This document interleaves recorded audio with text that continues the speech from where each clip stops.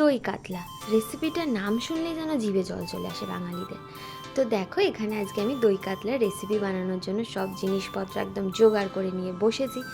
মাছটাকে তো আগে নুন আর হলুদ মাখিয়ে ভালো করে তেলের মধ্যে ফ্রাই করে নিয়েছি।